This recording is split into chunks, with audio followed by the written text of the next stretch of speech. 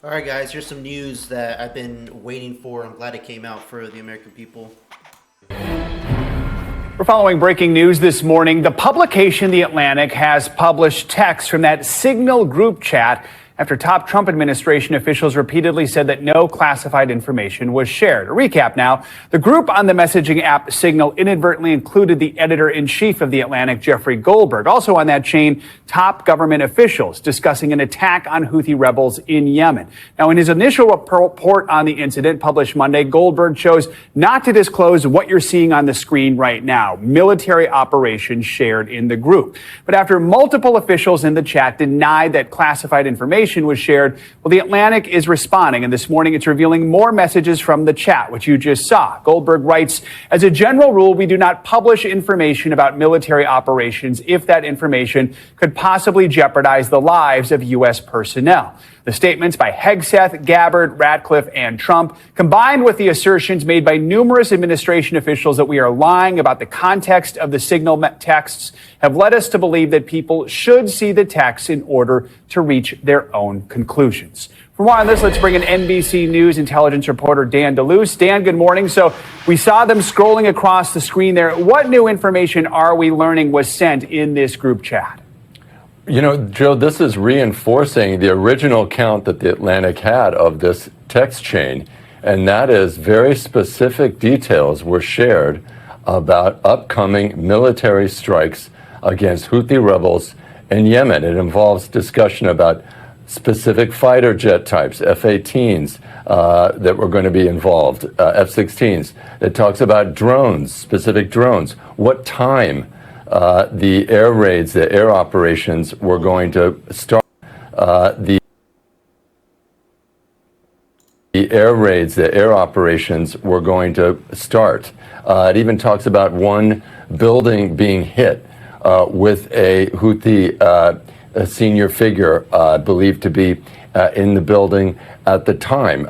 This is under any definition. If you talk to any national security official who served over the past 20 or 30 years, or a military officer, they'll tell you this is always considered secret. It's considered classified, and it's something that you don't want out because you don't want your adversaries to know what you're going to do, how you're going to attack them. You don't want to jeopardize your own forces, and you also don't want to give them insights into how your military is operating. It also, this group chat also, Joe, shows that indeed Michael Waltz, the national security advisor, or whoever was using his Signal app, invited Jeffrey Goldberg into this group chat, the journalist from The Atlantic. So that's also indisputable. So I think it puts the White House in a difficult position because it's kind of indisputable information that very sensitive material was being shared on this commercial app that is not a government-approved, officially government-sanctioned communications channel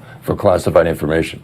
Dan, we should note the Trump National Security Team has said repeatedly that no classified information was shared on this chat and that the exchange did not include specific targeting locations. We've repeatedly heard Secretary Hegseth say no war plans were shared. Is this looking like a semantics argument about what we call this? I think they're trying to turn it into that. But if you speak to anyone, again, who served in the intelligence or the military, they'll tell you, they'll tell you that this is, by any common sense definition, supposed to be secret, right? And of course, keep in mind the Espionage Act, which prohibits leaking state secrets, doesn't talk about classified information. It talks about national defense information. So throughout the national security apparatus, any information about upcoming military operations or possible military operations is considered highly secret, highly classified, because they don't want to jeopardize again and put people at risk in uniform or future operations. So yes, they are trying to say something like this. Within a few weeks or month does not fundamentally change the calculus to immediate risks on waiting. This leaks and we look indecisive. Israel takes on action first, or Gaza ceasefire falls apart, and we don't get to start this on our own terms. We can manage both. We are prepared to execute, and if I had final go or no-go vote, I believe we should. This is not about the Houthis. I see it as two things: restoring freedom of navigation, a core national interest, and reestablish deterrence, which Biden Cratered. This isn't a war plan. Well, experts will tell you that's sort of a distinction without a difference, right? Military operation, military plans, these are all basically the same thing. And Dan, real quickly, how are officials in the Trump administration responding to this so far?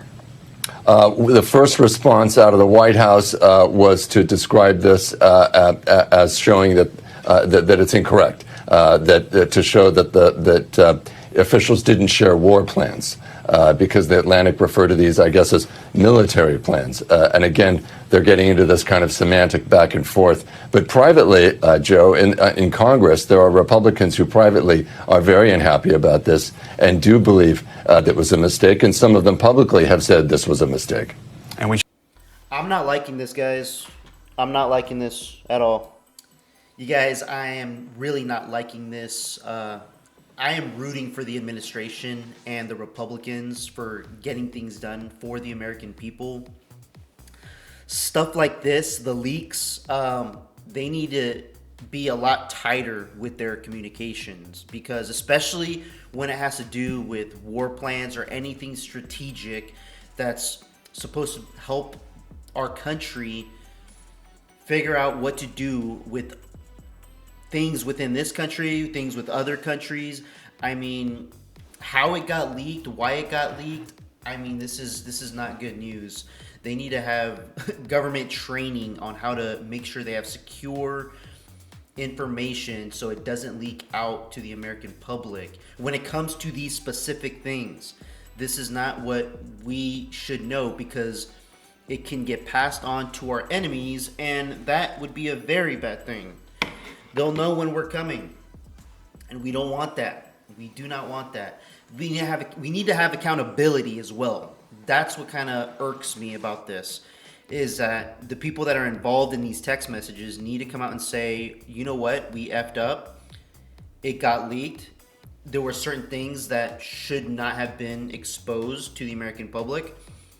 Not all of it was completely secret. I mean, there's certain things that are just here or there, but the things that were said in the text that should not have been released or leaked, that is something that the people involved in those text messages need to have accountability and admit that they screwed up with the leak, and that it will, and reassure the American public that it will not happen again.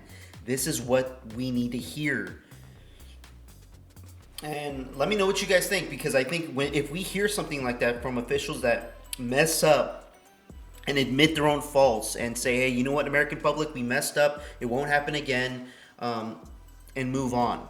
People make mistakes, we understand that. It's not the end of the world, but with situations like this, where it can give good information to our enemies, it could cause really bad things to happen. Let me know what you guys think in the comments below. Like and subscribe, I'd appreciate it. Till next time, peace out, everybody.